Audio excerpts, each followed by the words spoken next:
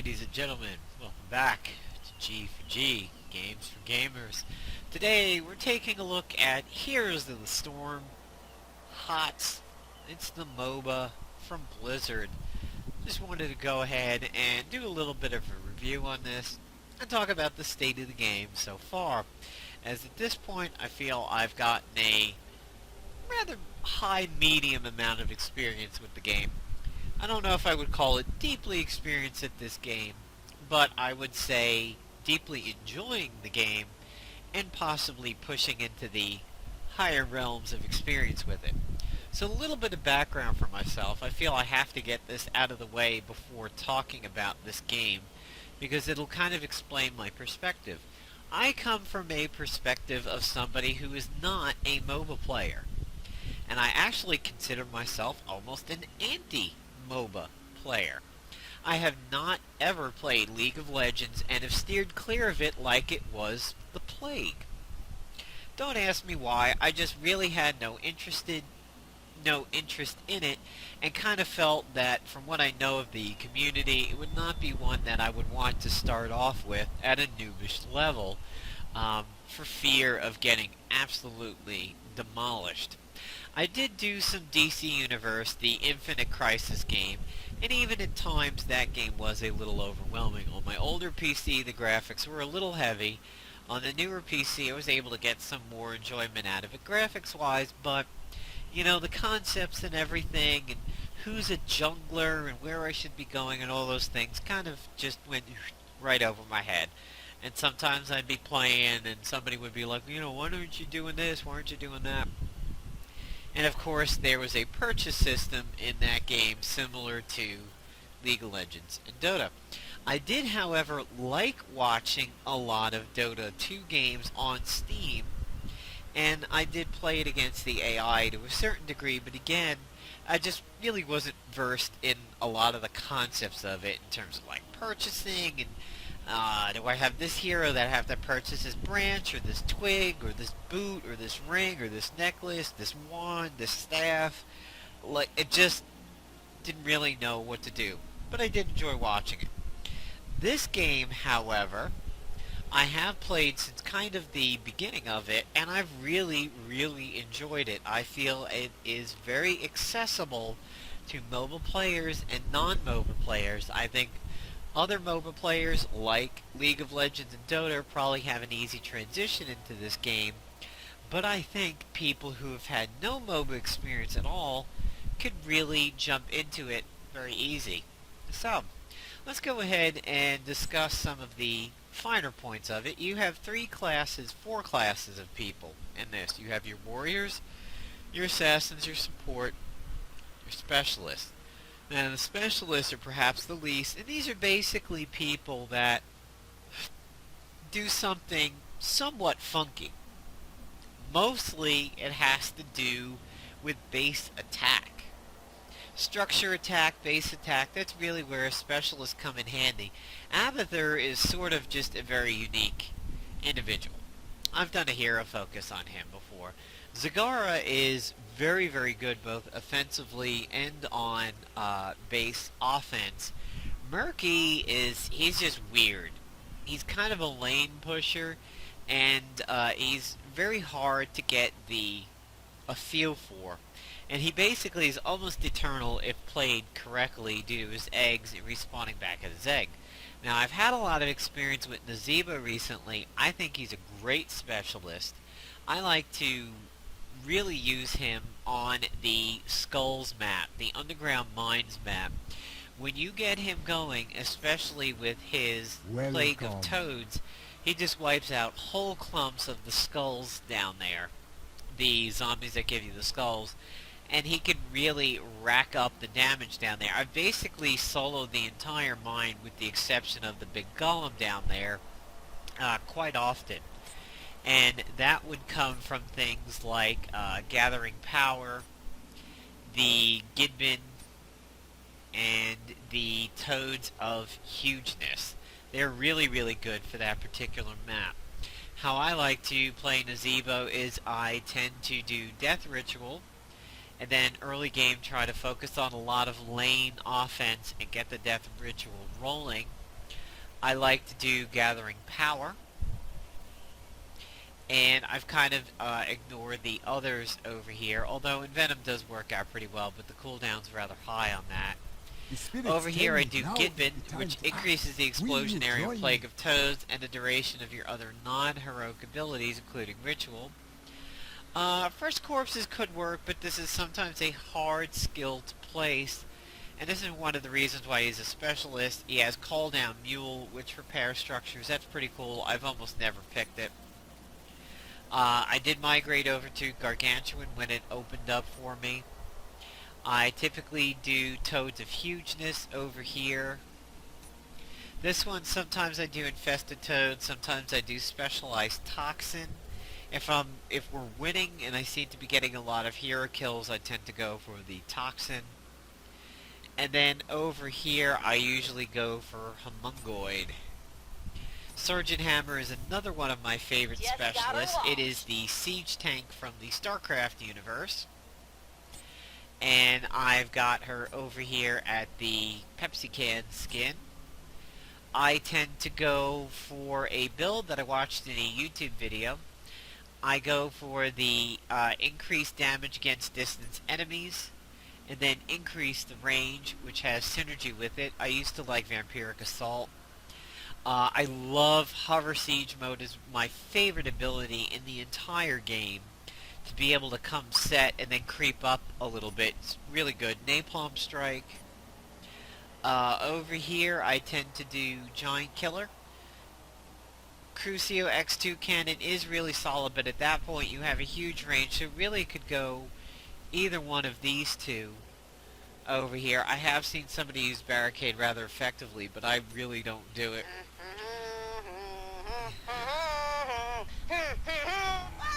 Shut her up.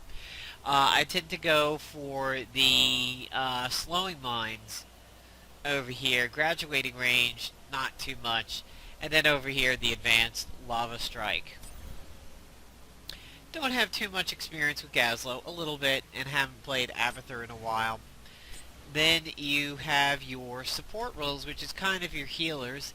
Each one of these guys have a heal to some degree. Tassadar doesn't have a heal, but he has shields that he can put on people. Uther is my highest support person. I use him quite effectively. I like him a lot, especially on the offensive tip with Divine Storm. The heavy stuns. I've got a friend who is playing a lot of Malfurion, and a different friend who's really liking Tyrande, which has got my favorite side ass in the entire game. One of my favorite supports is Rhaegar. When I feel a little dirty running around on the Alliance Paladin for a little while, I like to switch over to the Horde Shaman. Rhaegar is really, really cool. I like him. He's got a chain heal, and you can spec him offensively, you can spec him defensively. I personally tend to go for the reduced... If I'm playing with friends, I tend to go with Spirit Walker's Grace. I then do Chain Reaction. I do Earth Shield over here. Battle Momentum is this one's really, really good. You could go either way over here. But I like to do Earth Shield on friendlies and then heal them off of it. I always go Bloodlust. I tend to like Healing Surge on this one. Casting Lightning Shield on the ally puts it on me. And over here I do Gladiator's War Shout. That's the build that I use for Rhaegar. I don't have too much experience with Brightwing. Lily is basically a dumbfire healer, and by that I mean you just hit the button and she heals. This is a very, very good intro healer support character. The assassins kind of comprise the bulk of the damage. Don't have too much experience with Kerrigan. Like Tychus for a while. Haven't played him in a bit. The friend who plays Malfurion tends to play a very good Nova and a very good Vala. I've heard a lot of people like Falstad. I don't like him a whole lot. Kind of feel dirty playing him. Didn't like him a whole lot when I played him. Illidan's are massive douches. If you have a really good, really fucking jackass Illidan out there, he's very, very tough. His ability to do dive flips, this phenomenal attacks that this guy can do. He's got evasion, which is great. The hunt, which is good. I've seen a lot of demon forms. I've seen a few people do hunt in the last match. A friend that I was playing with was saying that the hunt used to get him quite a bit. I haven't played him yet. Raynor is kind of a very intro assassin character. He can be played effectively, but he's sort of the Lily of the assassins, and I just had a few matches as Zeratul, or Tuli over here, Zeratul, T-O-O-L. Zeratools, much like the Illidans, can be fantastically douchey, because they combine a little bit of Nova and a little bit of Illidan. Zeratul is really a get in there and strike and get out, and he can do some very, very good damage. Mid to late game, he's awesome at clearing camps, and he's also good at base defense when enemy camps are coming in or enemy minions. I really like Zeratul. He's one of those guys that you absolutely hate when he's on the opposite side of the field until you play him, and then you realize how good he is. I don't have everything open for him quite yet, but I was using Regeneration Master because it was all that was open up to me. But I may go over to Greater Cleave, may go over to Seasoned Marksman. I have to read up on his stuff a little bit. I was using Vampiric Assault. I was using Rending Cleave, Shadow Assault, Void Prison. Now that I have both, honestly, I would still go with Shadow Assault. Void Prison just freezes somebody for a while, but they don't take damage. You just, they're frozen essentially out of phase. Over here, I went with Giant Killer, but Burning Rage is pretty solid. I do use this on my Uther. Let's see, Assassin's Blade, 25% attacking damage for 5 seconds of Breaking Cloak. Assassin's Blade would be pretty solid. I was using From the Shadows over here, although Berserk might be nice. And over here I was using Fury of the Storm, but may go over to Nerazim Fury. He is a phenomenal assassin. I like him a lot. And for the warriors, this is probably where I have the least amount of overall experience, but I do like Stitches, and I actually have a very high Diablo. I really like Diablo a lot. One of the things that I like on Diablo is to go ahead and for his heroic do Lightning Breath, and then increase it later on over here with Hellstorm. Lasts longer, reaches better.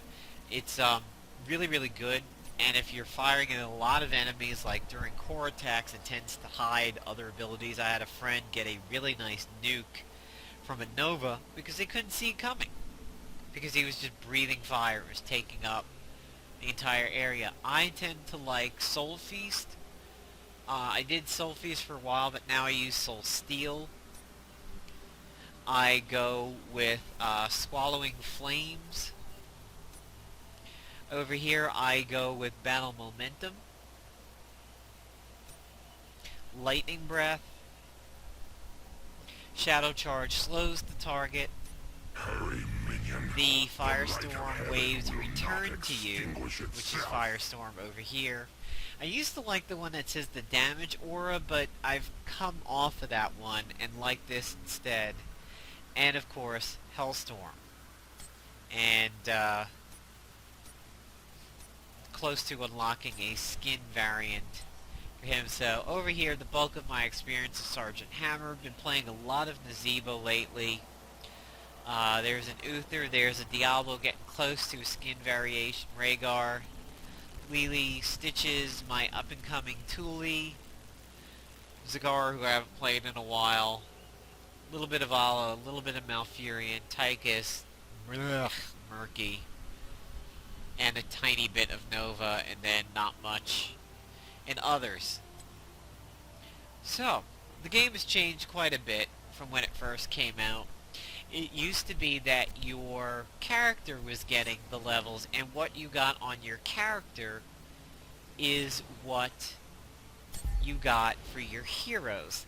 Also, a lot of the portraits were available to you. Now you start off with that kind of standard generic Black Knight from Monty Python and the Holy Grail looking icon, and you have to earn the ability to use these portraits, and you get them at certain levels of the character.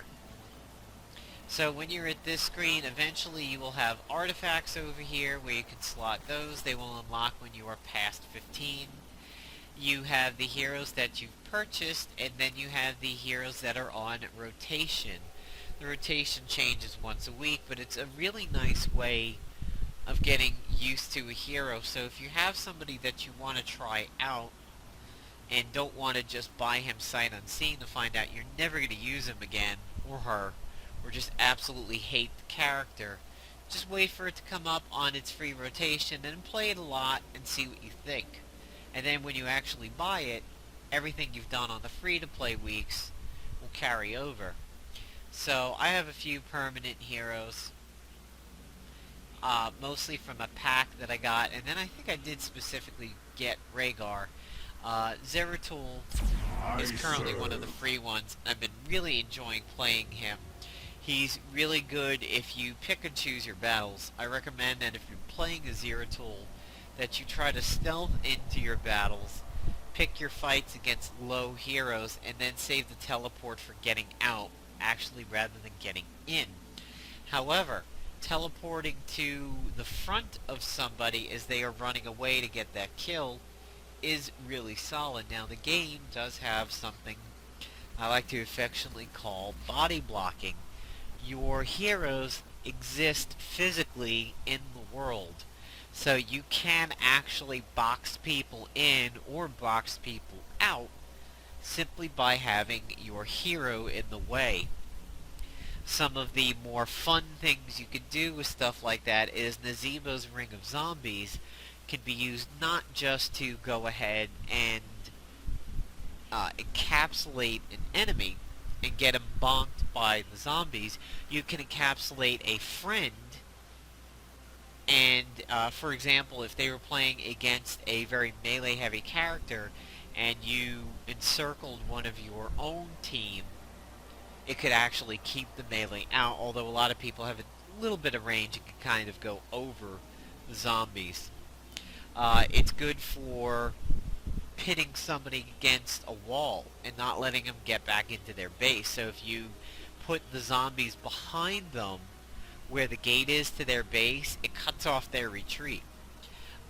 People like Stitches can hook somebody and hook them into range of your cannons. If you get the heroic ability on Stitches where you basically throw somebody in the gut, a very, very common move there, especially when combined with a sprint, is to slap somebody in your belly and then walk them into your base where they can't get out if your gates are up, or you walk them in front of a bunch of turrets and then you let the turrets do a lot of damage.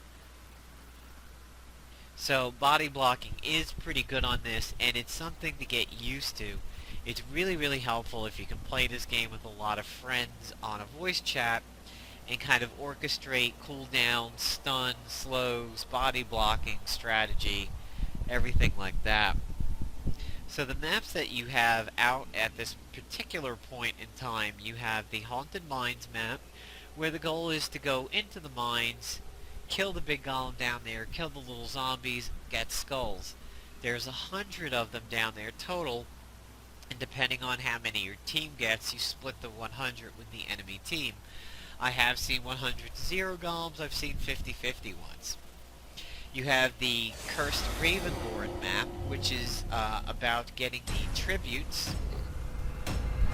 And for every 3 tributes, you curse the enemy team where their turrets don't fire, the minions have 1 health, so you kill them instantly. You have the Blackheart Bay, where you collect doubloons from enemy camps and treasure chests and turn them in to have him fire broadside cannons at the enemy. Every time he fires for your team, the next time the amount goes up. So you go from 10 to turn into 12, 14, 16, etc.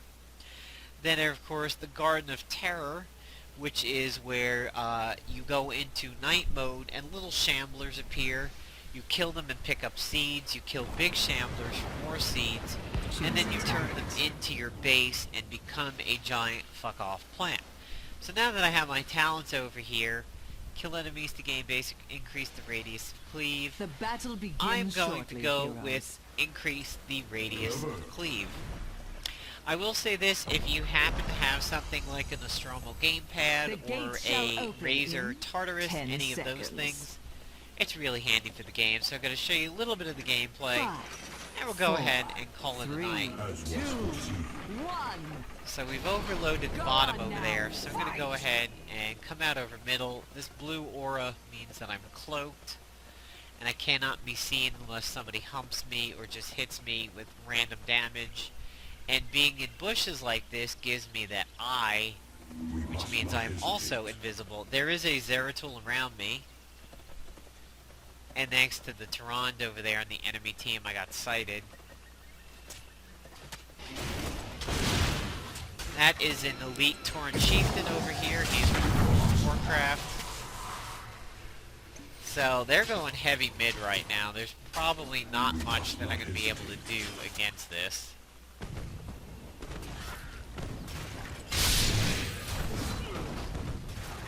And we've got a friendly Nova coming in.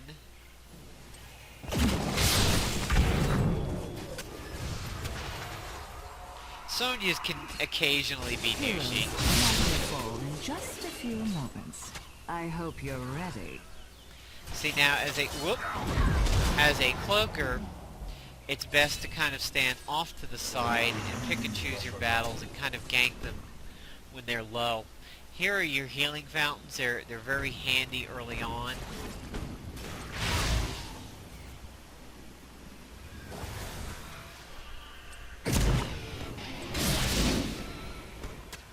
If you notice, I'm keeping my teleport available, and it is to get out of damage.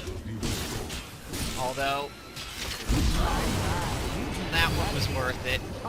I used it to teleport to her to finish her off, which kind of gets out their support, at least in the middle. So now it's nighttime, and we have to go and fight these little plant dudes around the map and collect seeds. So right now we're down 6-0. For every 100 we can turn them in and make the plant dudes. So here's a small camp, and then there's the big one up there. We got our tank setting up.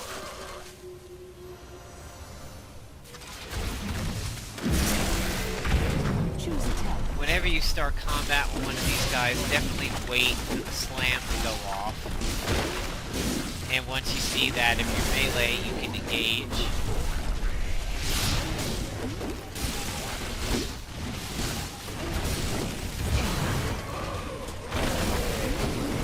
See, I'm cloaked because I haven't attacked in a little while, and now I'm uncloaked.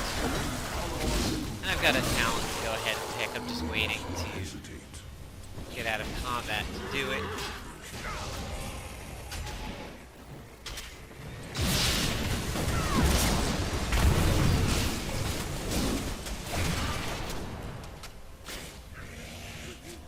Now that I've got uncloaked by something over there, this could be potentially bad.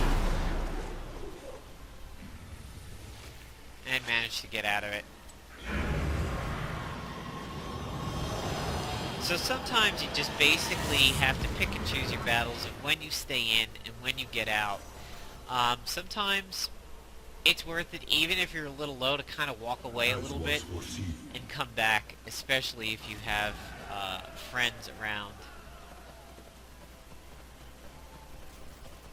So there you go, there's my review of Heroes of the Storm so far. A little bit of Zeratul play, a little bit of the Fern map play, or the plant map.